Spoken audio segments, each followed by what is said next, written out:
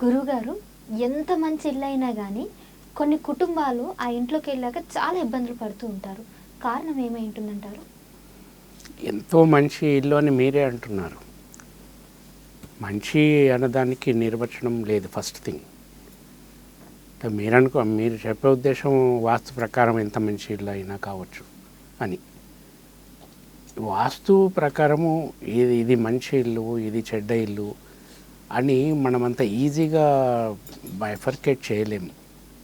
That depends on so many item. ఒకవేళ ఇంట్లో bathrooms ఎక్కడ ఉండాలి, పూజా గది ఎక్కడ ఉండాలి, కిచెన్ ఎక్కడ ఉండాలి, మాస్టర్స్ బెడ్రూమ్ ఎక్కడ ఉండాలి, ఇవన్నీ పర్ఫెక్ట్గా కట్టుకున్నా సరే ఈ పరిసరాల ప్రాంతం ఉంటుంది, ఇంటి చుట్టుపక్కల ఉండే పరిసరాలు ఉంటాయి కదా, అది కూడా వాస్తులోకే వస్తుంది.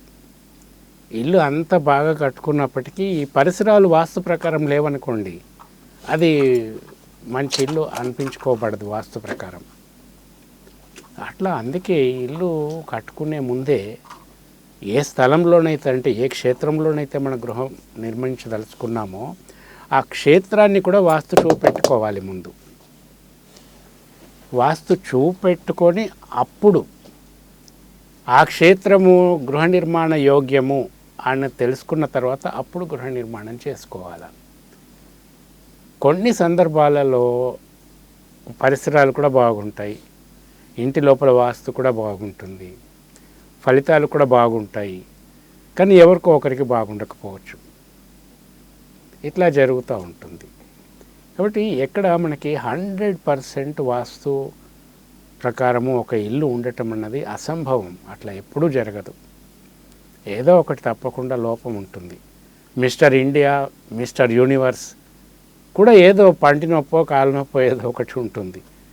సో ఆ మిస్టర్ ఇండియా కాబట్టి, లేకపోతే మిస్టర్ యూనివర్స్ కాబట్టి ఆయనకి ఏ సమస్య లేదు అనుకోవటానికి వీలు లేదు. అలాగే వాస్తు ప్రకారం ఎంత మంచి ఇల్లు కట్టుకున్నప్పటికీ కూడా ఏదో ఒక లోపం ఉంటుంది. దానికి తగినట్టుగా వాళ్ళు చెడు ఫలితాలు కూడా అనుభవించవలసి వస్తుంది. అప్పుడు ఇంత వాస్తు ప్రకారం బాగా కట్టుకున్నా కూడా మాకు ఇట్లా ఉంది అని చెప్పటం ఒక నెగిటివ్ అవుతుంది అంతే.